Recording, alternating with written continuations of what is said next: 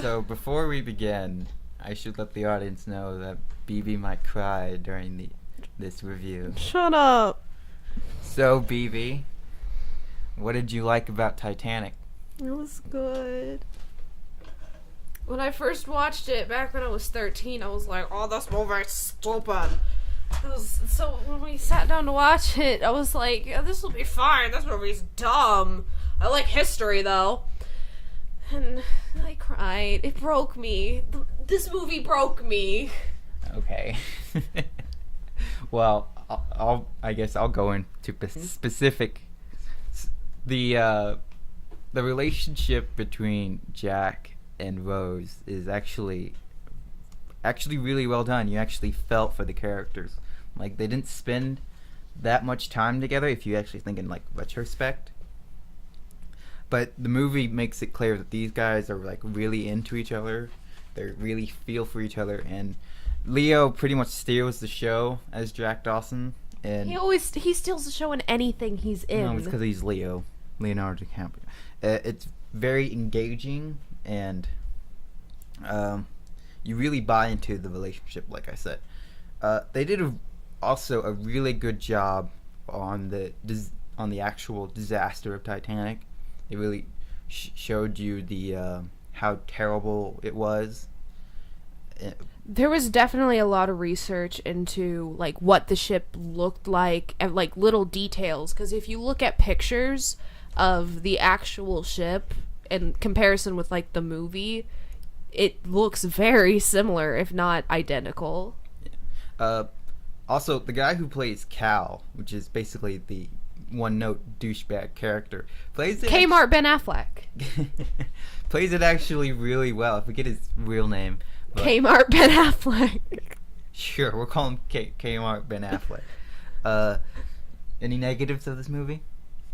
The modern day stuff was just stupid and pointless, and it took you away from the story when you're like all focused in on this relationship. You're like, yeah, Titanic, you know they're all gonna die, but you really want to get into this, and then it cuts back to these scientists talking to an old woman, and it's like, stop. You see, I'll agree to an extent. The beginning is really slow, and it's like, and it's just like, blah, for like a good 30 minutes before the movie actually really starts. But the break that they have in the middle is a little bit of well, it is a break, and I thought it was yeah, really... but it takes you away from it. A break shouldn't take you completely out of the movie. Yeah, it did take me out of the movie though. It did me. Well, I was an emotional wreck, okay? it does have a very slow start, like a very slow start. But once it gets into it, it's a really good movie. I'm sure when it first came out, a lot of young teenage girls cried about Jack dying and hated Rose because she lived. And what really gets me about this movie is that people don't understand the metaphor at the end of the movie. People think, she let go! He was dead. She didn't let go of the promise that she made to him before he died. Yeah, she changes her name. Well, she changed... Not only that, but he was just like, promise me, Rose, promise me you're going to be an old woman and you're going to have lots of babies. You're going to have a full life. You're a full life. All these things. And she keeps that promise. She never let go of that promise. And people completely miss the point. They completely miss that metaphor and think it's like, oh, she let go because he was dead and she should have died with him. No. Also, unlike Avatar, which the pacing is a little all over the place, this had really good pacing to it. It did have good pacing. It's a 3 hours and 15-minute movie, and it goes by pretty well. You never felt like this is like it gets too long. Avatar felt 3 hours longer than this movie did, and this movie was longer than Avatar. Yeah, it's like 30 more minutes more than Avatar. So.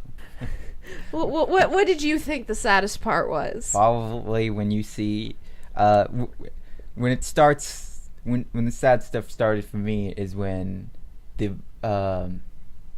violinists, they stop playing, saying, no one's listening, and then they all go separate ways except for the one. And then he starts to play like this really sad song, and then they start to play the sad song, and then you see everyone who didn't make it on top of the ship just like accepting their fate, and that was really emotional. They really go for the sad stuff in this movie. Oh, it all broke me. Like the captain going to the steering wheel.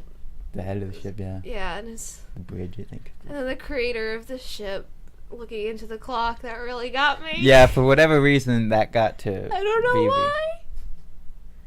Okay. Don't look at me. Oh, it was good. They really milk the sad stuff, especially at the end when you see her go into, I guess, Titanic heaven, and she sees Jack. Oh, she was waiting for her at the clock tower. Okay, And that's the pictures at the end. She did everything. okay. That's enough. All right, we're done. Thank you, everyone.